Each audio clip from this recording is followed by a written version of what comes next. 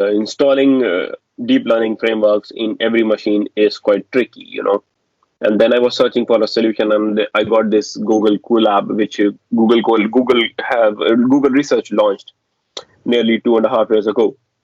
And I found this very useful because you don't have to worry about means like machines and other stuff. They provide you everything for free for your research. And that's why I thought that why should not I present this topic to you, that how to use this environment for your machine learning and AI projects.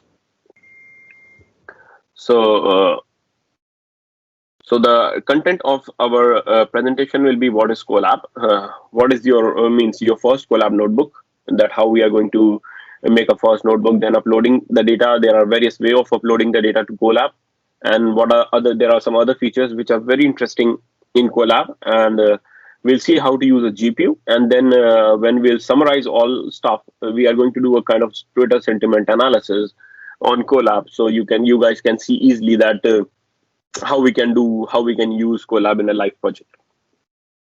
So coming to Colab, so let me introduce you what is Colab. So Colab is basically the name of Colab is Collaboratory, and it's a Google research project created by Machine Learning Education.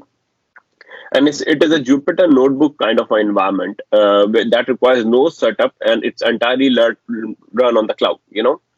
And it's allow you to use virtual machine with a GPU or a TPU. So it's upon you whether you want to GPU or you want to use GPU or you want to use TPU.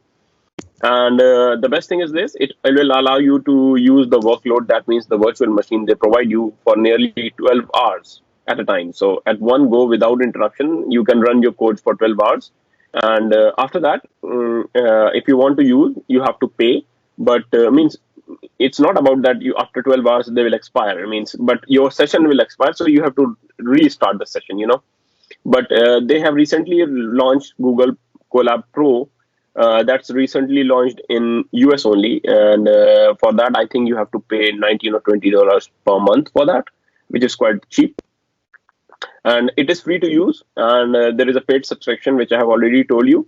And there is a channel of mine, you can see in the bottom of this. I will share these slides with you, that I run a channel which is called YouTube, the class of AI. And if you would like to learn something like, for example, how to use Colab and the other stuff, so means there are few playlists which I have created, and please subscribe to this if you want.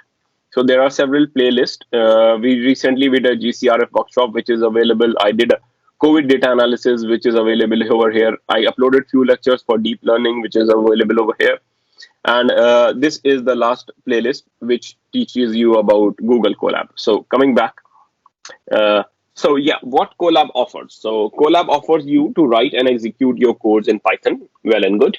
It's allow you to document your code. So for example, what we see when we write codes on the script, we use comments to comment our code, but we can't use any kind of a descriptions. For example, if you want to write a theory or if you want to explain anything, it would difficult. So what happens, what they did, they provide you a Latex environment, which is known as a kind of a Markdown environment, where you can take your notes. I will show you how to do that. And you can create, upload, and share your notebooks as you do with Google Docs. So for example, if you use Google Docs, you can create a Google Doc, you can upload your own doc, and you can share it with your friends or your colleagues. You can import and notebooks from different places. I will show you that also.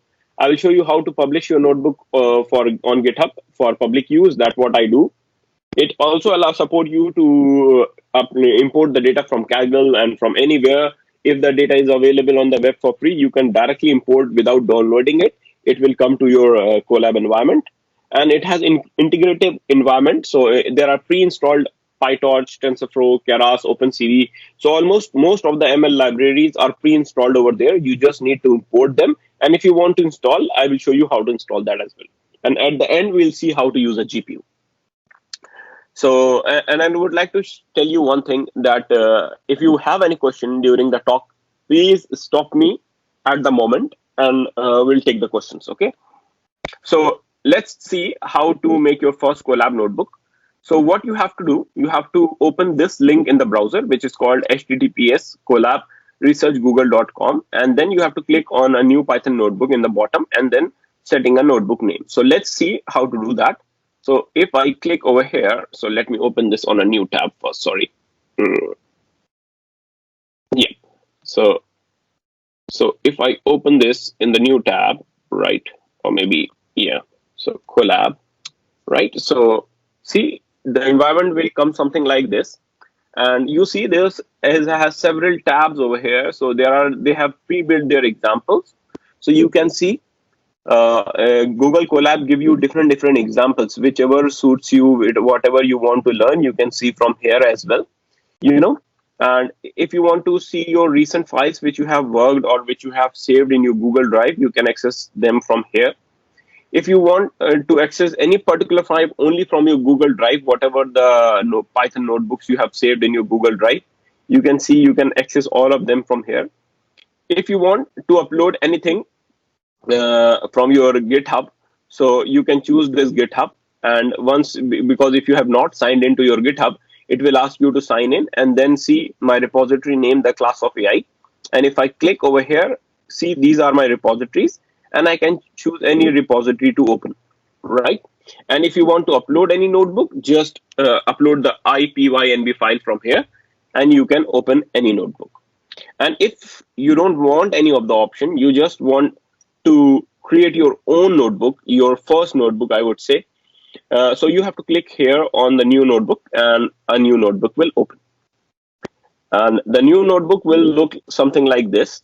And I will take you through the whole notebook. So first and the most important job for you is to rename your file. So for example, if I say demo MRIU, right? So this is my file name. I renamed the file.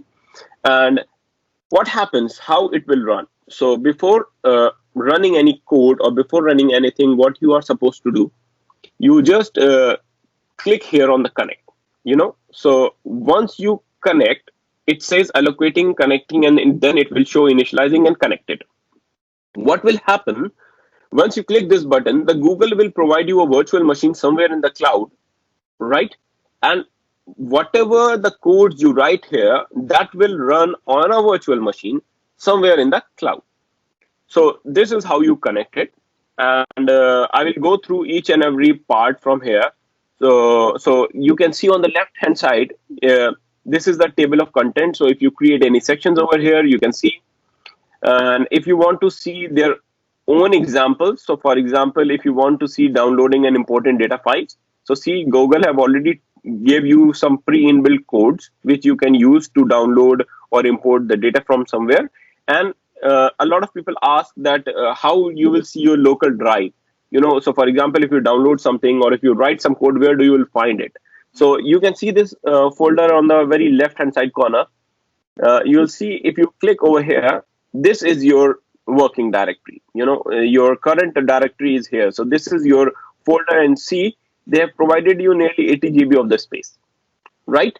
And I will show you when you connect to the GPU machine, they will increase your space, and this I will talk about this later, right? So for example, now if I want to write anything, if I want to write any code, how it does work. So for example, if I say print, then hello MRIU, and like this, and here you have to click and the code will execute. So it's very handy, very easy. So this is one of the functionality, and this is this is your first notebook you are creating. So let's go back to the slides and see what are the features we have. So I told you what is the naming conventions. So how to rename your file, how to name your file, right? Entering and executing codes, I have already told you that here you can write something. So for example, if you want to write another cell, another code, so you write 2 plus 2, and here you do, it will give you the output. Now, add in code to the cell, we have already did it. So for example, if you have write multiple cells, so for example, if you see, I have written maybe now print hello all. Now I want to run all the codes together. So go to run and runtime, and then run all the codes will run together. So one by one, it will execute all the cells for you. So now coming to the other functionalities. So what you have here, you can see. So if you go to the file tab, it will locate in drive. So it will tell where your file is in the drive. Open in playground mode, it will open you for yourself in a playground mode. If you write in open notebook, new notebook, it will open a new notebook for you. For example, if I click it, so see, a new notebook is created. Yes, a new notebook is created for me. Now if I go here and upload a notebook, it will give me an option again. If I want to upload any IPYNB file, it will give you an option to upload your own previous written code. You can rename your notebook, you can move it to trash. Now there are some options. So for example, I have written this code, and by mistakenly what I did, I close it, right? So what will happen if I close it, you know? So I closed it, right? So now if I open it again, so you see it will give me an option, right? So here by default it is saved in my Google Drive, right? So if I open, I'll find everything back, right? And you can save a copy in your drive if you want, but it's automatically saved. We will talk about how to save in the GitHub. That will come later. You can save it by Control S. You can see your versions of saving. You can download both the codes in IPYNB file and download the Python code also. So for example, if I download this file, see, it's going into my downloads. And now if I want to upload, for example, that my downloaded file, if I go here and upload it back, so let me go to download recently modified demo mru pynb file, and see, again the file is open, right? So this is how it's work, these particular sections. If you want to download only the PyCode, so that means only the Python script. So if I do that, it's downloaded thing, and then when I open uh, this code, so see, my whole code is downloaded, right? So the whatever I have written in code cells, it's being downloaded. Now going to the edit part, you can select all the cells, you can cut the cells, you can paste it from anywhere, you can find any word you want, whatever you want, you can do. You can see view section, all the three options are here. In insert, you can insert a code cell, you can insert a text cell, you can search for header. If you want to look at code snippets, you can see I told you there are some pre-built codes for you. So if you do that part, it will give you the pre-built snippets for that. Now let's see what's there in the slide. Changing the cell order, yes, which is very important. So for example, if you if you, for example, written some code over here, right? And if you want to take this cell up, you can take it from here like this. So it will become your first cell, right? If you want to bring it down, you can bring it down again. No, so see, it came down, right? So this is how your cells move. Deleting cell, yes, you can delete each and every cell from here. So for example, if I want to delete this cell, I can delete it, right? So this is how basically the environment works. Now coming back to your slides, uploading data in Colab, which is very important, and uploading data. So before, because whenever you do machine learning or AI or whatever stuff you have, you need to upload some kind of data, So to upload the data, you have multiple options. There are three ways which I'm going to tell you, and each of have their own advantages and disadvantages. So whatever suits you best, you can use it. And for that, I have prepared a demo for you. So if I open this link from here, a second.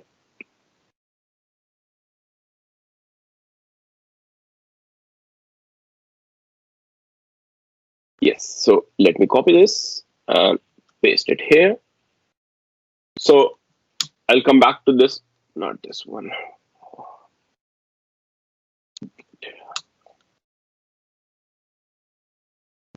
Loading data.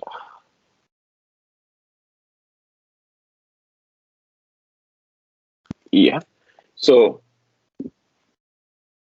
this is opening in my GitHub.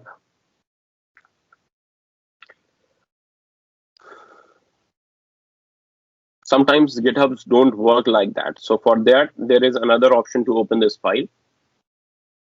So if see, it's not opening like this. So if it doesn't open like this because of the GitHub issue, just copy this link from here and go into your Colab. So if I open Colab, right? You remember we did GitHub thing? Yeah. So yes. So what you do, you just copy that URL here and see it shows you whatever the repositories you have, and if you click it, it will open. Right? So I told you we are going to see there are three different ways of uploading data. So manually locate the file. So what we are going to do, we are going to manually upload the file. So see in my current environment, so it's getting connected. There is nothing. So let's get initialized. So there is nothing. If I refresh my drive, there is just this sample data, nothing more than that, right? So what for that, for manually uploading the data, you have to write this function, use this particular line. So from Google Colab import files, upload file upload, right? So if I run it like this, it says me run anyway, and then it will give me an option to upload the files.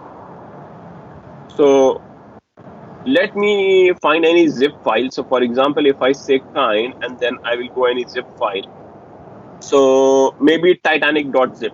So Titanic, so you can upload the data in any format, but I'm uploading the data, which is Titanic.zip. So if I click it here, so see, it's done. So it says saving Titanic zip to Titanic zip. So now the data is being uploaded, and if I refresh it here, so see, now the data appears over here, right? So this is one way of uploading the data. So once your data is uploaded in the zip, you can unzip that data. So how you can unzip? You have to just use the zip file package, and my file name is Titanic. So if I do Titanic, right? So Titanic is my file name, and I'm unzipping it. So once I click this button, file name Titanic. What's the problem? Oh, sorry, .zip. Yeah, right. So yeah, so it's done. So now see, if I refresh it, there is a whatever the files are in Titanic, all got unzipped, and there are three files now, which is called train.csv, test.csv, and I believe gender submission, submission file, right? So one of the better functionality. So if you want to view the file, if you want to view that file, I am using pandas, and for example, if I want to open the train.csv, so if I use train.csv file, which is in my path, and if I open this, so see it, I can see my data, right? Now what people did, they have made our life easy. So for example, if you click on train.csv over here itself, you can see from here itself that what is in your train.csv file, right? So if I want to see more than 100 entries, so see whatever the data is in my CSV file, I can see it. So this is one way of uploading the data, which is very handy, because what we do, we download the data, we upload it back to Colab, and then unzip the data, and then I can see it. Second way of uploading the data is mounting the drive. So what you are basically saying, what we do, there is your Google Drive, which is available on the cloud, and you are trying to mount that your Google Drive with the cloud means environment. So the virtual machine which you have, which Colab given you, you're trying to connect your local drive. The not local drive means your Google Drive to that drive. So what you have to write? So you have to write from Google Colab import drive, and then write this function content drive. So if I run this, it will give me this option. Before mounting my drive, it will give me an option for authentication. So I have to click here, and which Google account I want to use. So I want to use my Google account, TheClassofAI, and I say allow, and then it will give me a code. So I have to copy this code, and then I have to go back to Colab, and if I enter this code here and press enter, so see, my drive will be mounted. Yeah, so the drive is mounted now, right? So if you see my Google Drive now, if I open my Google Drive, so in my Google Drive, what I have,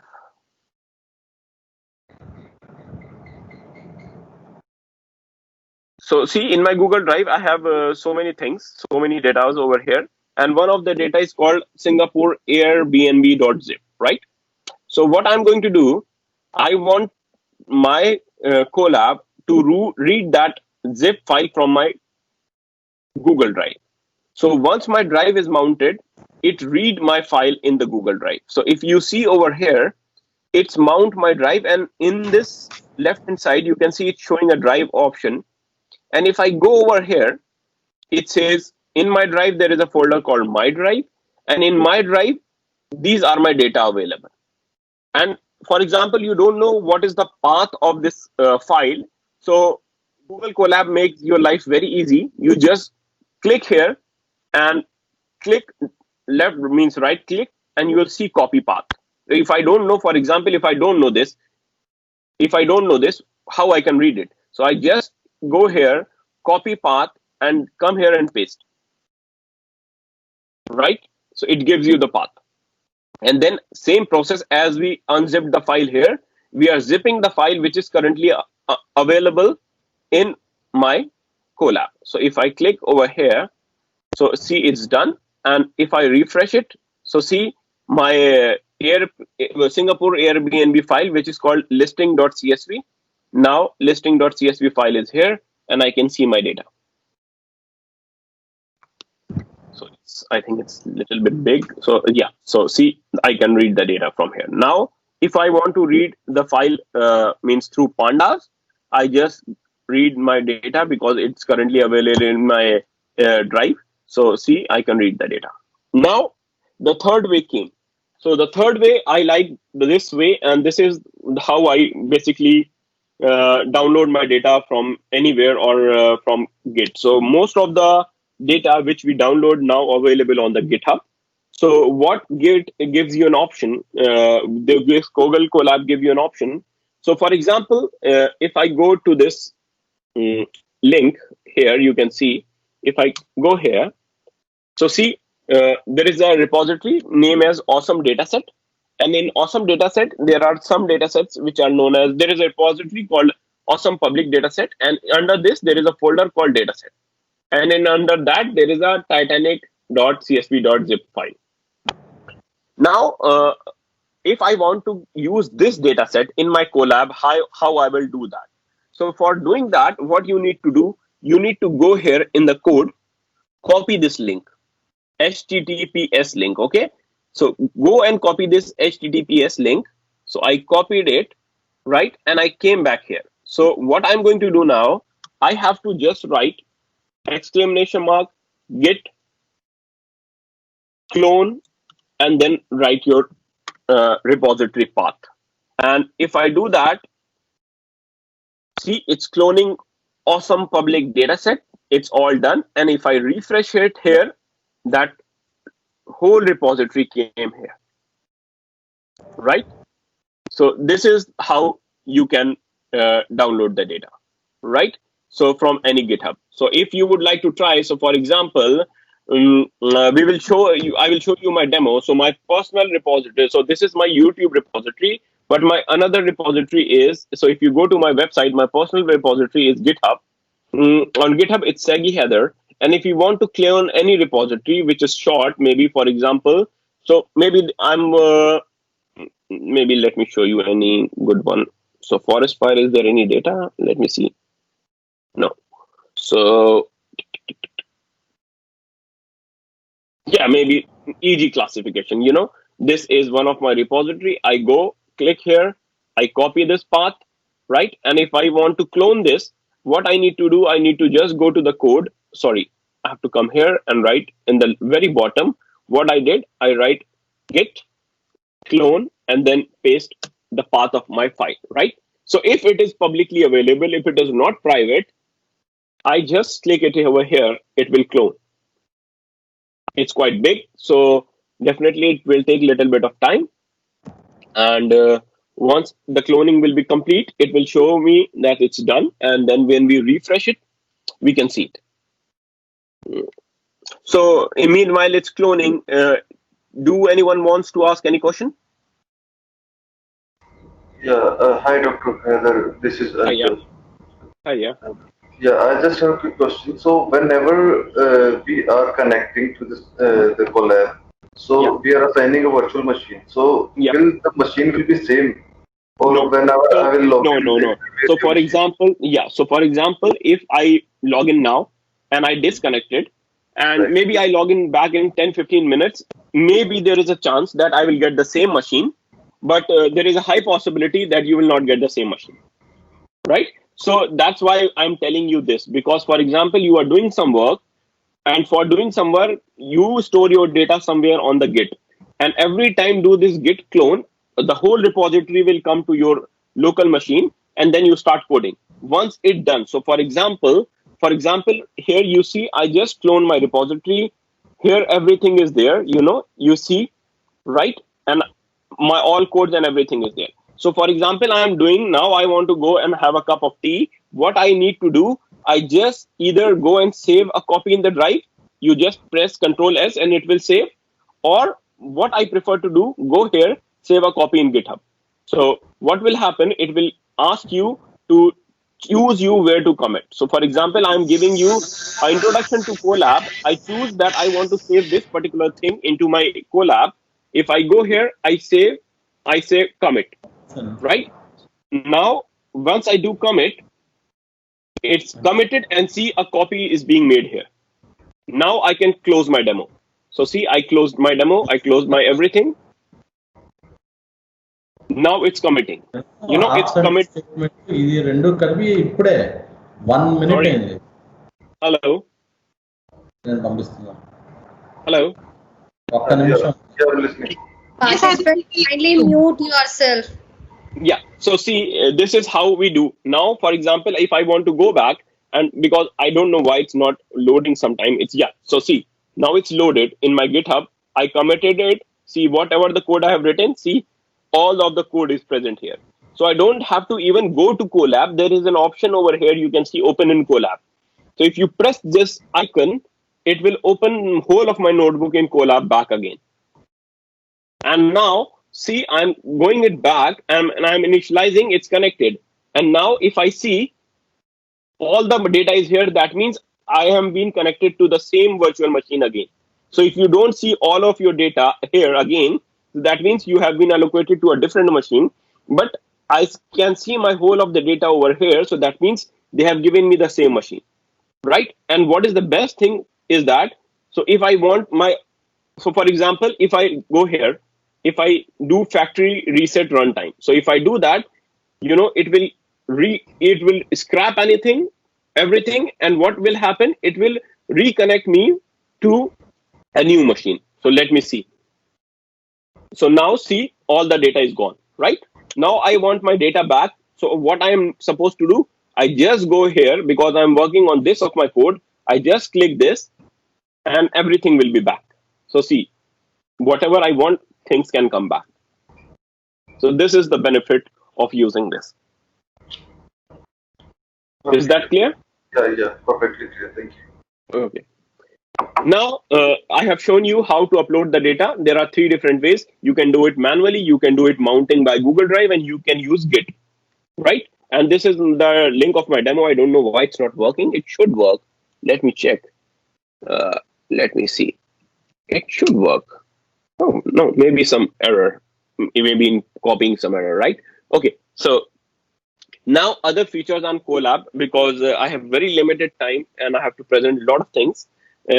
So Markdown examples. Yes, this is very important, which I was telling you. So for example, I was doing my coding and I want to write anything, right? So for example, I was doing this and I want to write anything. So what I'm going to do, I just need to click on the text and the text will open. So the text section which is open over here, this is basically not a Word file.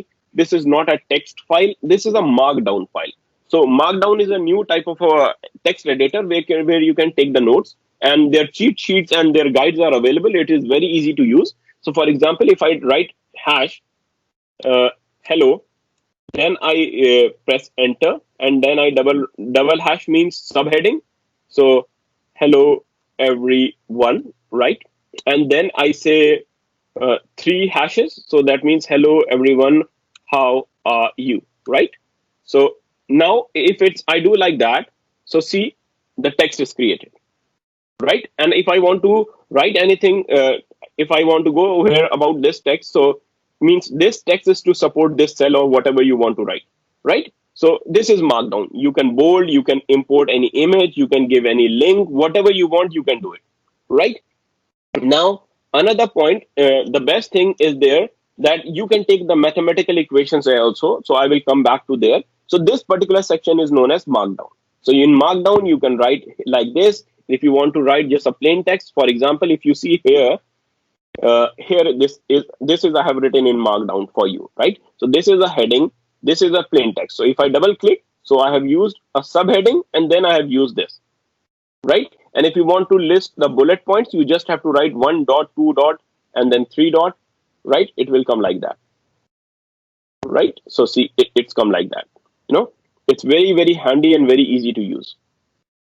Now, coming back to the other point, mathematical equation. So for example, if I want to write this mathematical equation or any mathematical equation, how I'm going to write it? So for example, if I'm trying to teach you something, so hope you guys know how latex works. So in latex, if you write anything mathematical or any alphanumeric character, you have to use double dollars. And for example, I use sqrt, right? And backslash of sqrt, and then maybe 3x plus 2, whatever it is, right? So see the mathematical equation, it's coming like this. So you have to see. So if you want to go the mathematical guide of latex, so latex mathematical equations. So there is a good guide on Overleaf or wherever you want, you can go. So wiki, you can go and you can see whatever you want to write in the equation. What are the symbols? What are their codes? Everything is present over here. It means whole mathematics. Now, whatever the paper we write in transactions, we never write in words. We always use latex because of the quality. So it is very easy to use, and in the Markdown you can use latex files and you can write mathematical equations, you can write figures, you can write whatever you want. So it's pretty handy for you. Now, so now the topic is how to save your work. So to save your work, I have already told you have to save it on a drive if you want, and if you want, you can save it on GitHub. So I have already told you. So if I want to save it on GitHub, you have to go to GitHub, save to GitHub, and then go here. If Because I'm already logged in, if you are not logged in, it will ask you to log into your GitHub, and once you log into your GitHub, it will show your repositories here. So see, these are my repositories. If I want to save it into this, and yeah, so let's go, and it will make a copy. So see, a new link is created. This is how I save my work in GitHub. And for each GitHub, there is a unique code for that. So if I go to my history, so see, in last 2 days, or no, not last 2 days. Yeah, means how many times I have committed. So for each commit, I can go what I have committed. I can check everything back. This is very easy for you. If you want to go back and check your history, that what you have edited and what you have not edited. So let's go back. Let's close this as well. Close this. Okay. So you have seen how to save your work in Google Drive. You have seen how to save your work in GitHub. Now downloading and sharing your code. So downloading and sharing of code is another important part, which I have partially told you. In partially, that means here you can download your IPYNB file. I clicked here and it's being downloaded. I click here, it's being downloaded at Pi. And if I go back to my downloads, you can see my demo file is here. What I have written in the codes, everything is coming. Whatever I have wrote in Markdown, it's coming with the comments. So it's very easy. You can just run this Pi file. And if you want to open this IPYNB file, you can upload it to your local Jupyter notebook. Or if you don't want, you can use it on your Google Colab, right? So this is how you do. And now coming forward, you can share the link. Yes, this is very important. So for example, you are working in the team and you want your codes to be shared by someone. So for example, if I want to share my code, so how you can share this code? You can click this here, right? Warning, shared link will not contain your edits or output. To include, select file as API of copy in a drive and generate a link from the resulting copy. Okay, so let's go here, save a copy in the drive. So once open in the new tab, yeah. So if I want to share this file with anyone, it will give me an option. I can copy this link, and if you want, I can. So for example, if I share this link, so I copied this link, I'm giving it to you. Maybe in your chat, if you see, guys, you can open this as well. So in the chat window, I have given this link. So if you click here, you can see that you can get these, you can access this, right? And what will happen? So if you want to share it by someone's email, so for example, I want to share this file with myself also. So if I want, I can write my name and just I send this here, and some to whom you ever shared this file. So if I go to my Gmail, my personal Gmail, you see that I got a request from here that I got a copy of a data demo here. So if I open it here in my personal email, I will get the same copy. And if I do whatever, I can edit, I can share whatever. If I work, my friend is working over here. If I just write anything and save it back, it will be saved. Okay. So this is how it works, which is very important feature. So, okay. Getting remote data. Yes. So remote data is another nice option. So I have already told you how to do a git clone, but if you want to get remote data, let me see if this is opening or not. Uh, Maybe, let's see.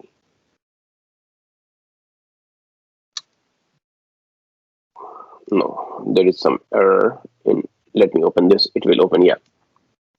So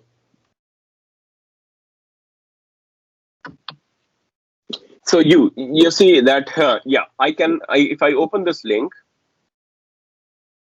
yeah, so this is my another Collab link which I open, and if I open it, I can do git clone also. But if I don't want to do git clone and I directly want to save my data from somewhere, so for example, if I copy this link, let me show you. So this is the link of the data. So if I see some data from UCL or any repository, uh, cancel. Yeah, sorry. Yeah, so see, iris data is here. So this is the ML repository of something where iris data is here. So you just go double click, copy the link.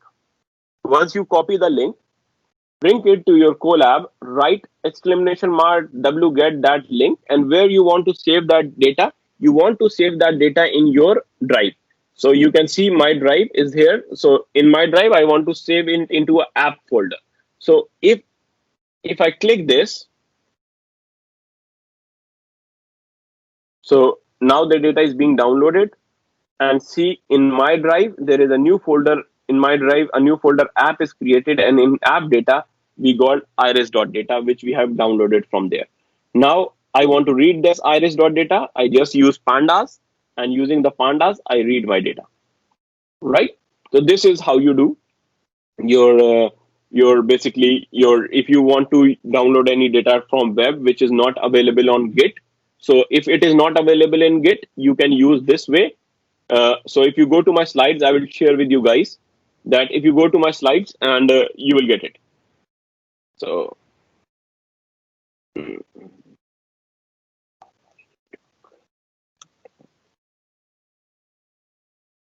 okay,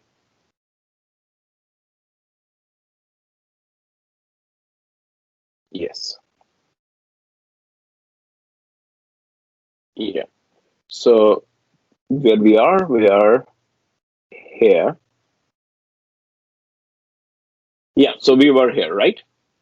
So this is how you use wget command and git clone. So I hope these both points are clear for you. If you have some data available in GitHub, you use git clone. If the data is not available on GitHub, you go to that data link, and whether it is CSV file, whatever it is, just copy the link address and come to your Colab. And once you come to your Colab, get that data here, write wget p where you want to save that data, and it will be saved. Now, you have already seen that how to get clone, but I have written it anyway because this is your case study. After a few minutes, we are going to this case study and see how it's being done. And the other feature which is available in Colab is plotting. So plotting is very easy. So there are good libraries which I prefer in my work. So there are two libraries which is called matplotlib, which is a basic library for plotting your things in Python, and other library is Seaborn.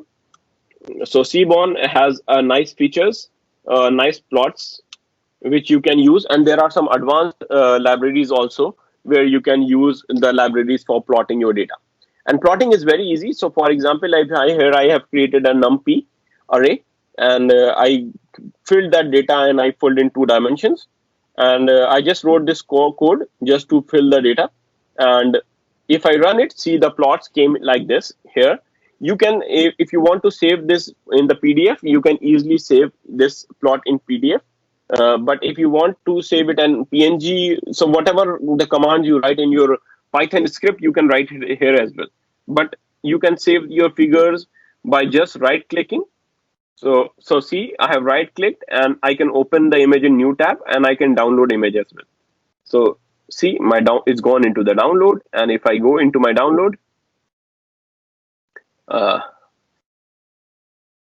so you can see this image came, and it's like this image, which is PNG, a high resolution file. But I prefer to save all the data in PDF format because when we send our data to somebody in the what says in the any publication, I prefer to send the files image file in PDF because of the quality. So this is how you do plotting and other stuff. So this is very easy. Installing ML libraries. This is very important. So for example, I know because I used it from last 2 years. But if you want to install any library in your local environment, so for example in your Colab, so how do you do that? So if my notebook is open, I just go to any cell and I write pip install Keras, right? And if I just go and click here, so it will install Keras for deep learning. Because it's pre-installed, it will say requirements already satisfied. So you can use like this. And there is another way of doing it, Pip3. So people ask me what is the difference between Pip and Pip3. So Pip is the command which install the package in your most compatible version of Python. But if I write Pip3, so if I copy this command from here, so it's a torch library which I'm trying to install, it will only work if I write pip3. So pip3 means pip install this library in Python 3 version only.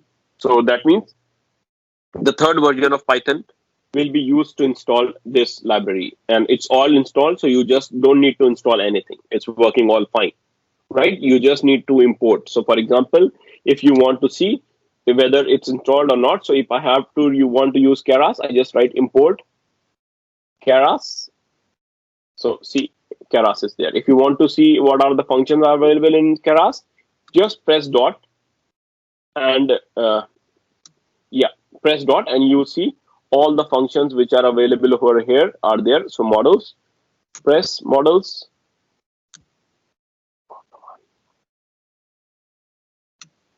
Oh, it's not coming. Okay, anyway.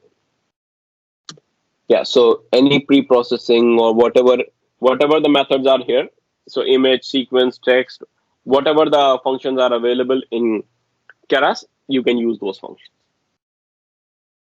right? So in my slides, I have written the description. You can easily see. I will share this with you guys. Now coming the hot topic, GPU. So why I started working on GPU, although I have my machine in my office, which have a good GPU, a Tesla GPU, but sometimes I have to work from home as in the COVID situation. So you can't go to your office.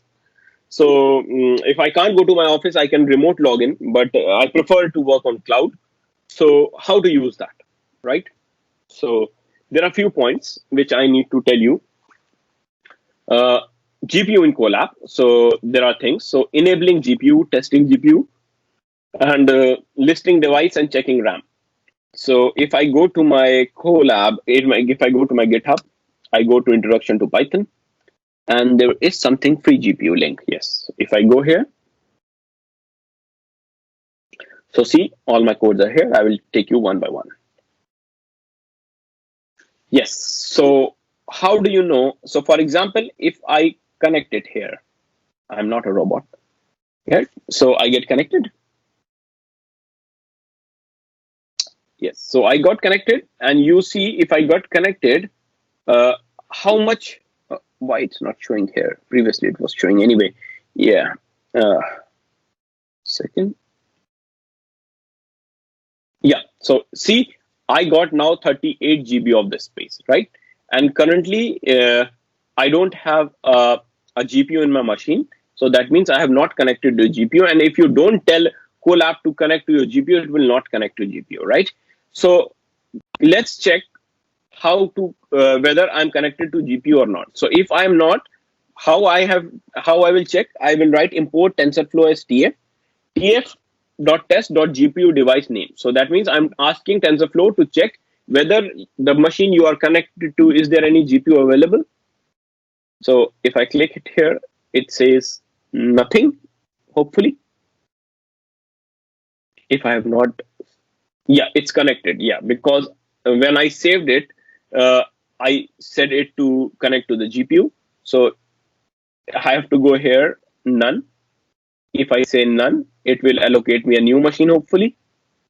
Yes. So yeah. So if I run this again,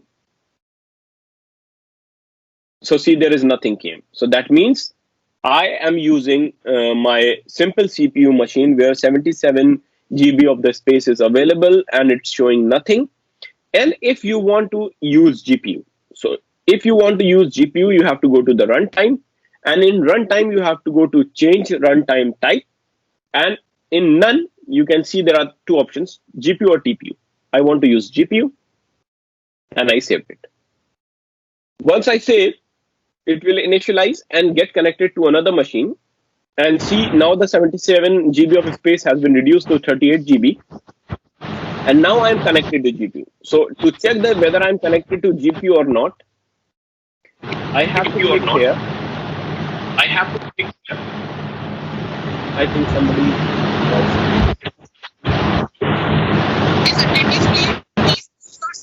Shifali ma'am, kindly mute yourself. Yeah. So oh, okay. Yeah. So you can see now if I run it, it's showing me that I'm connected to the GPU device, which is number 0.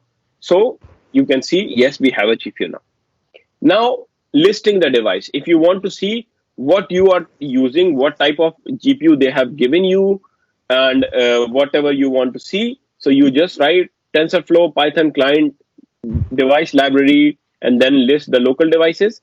If I click it, so see, CPU is 0. That means there is one CPU. There is a GPU also, and what is the CPU name is XLA CPU, and they have given me X, where it is XLA GPU, right? So let me see what is the name of a GPU. So the name is Tesla XK80. So if I go here, if I do this, let me search what is Tesla K80. So Tesla K80 is a GPU which is available online. So that means you can buy, but the cost of that GPU is nearly 3 lakh something, 3,479 pounds. So that means a Google Colab is giving you a free GPU for nearly 12 hours to use at one go, which costs nearly 3 lakh rupees. in Indian currency, So I think this is a very good initiative by Colab to give you a free device which you can use, and it will make your life easy. I use it very much because whatever of my deep learning code I do it in Colab. And yeah, so this is what we do. And if you want to check your memory info, you just have to write this command _cat process memory info. So if you click here, it will give you whatever the memory. So your total memory is this. This one's memory is free. This one memory will be available in buffer, what you have, in cache you have, in active memory, inactive memory, everything will be given to you. So if you want to work on some kind of hardware, whatever the information you need, means you can get it from here. So hopefully this session is useful, right, guys? And checking the RAM I told you, listing the device I told you, testing of